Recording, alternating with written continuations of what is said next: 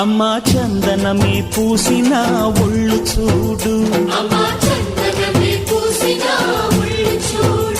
అమ్మా పున్నమి పుట్టిల్లు ఆ కళ్ళు చూడు,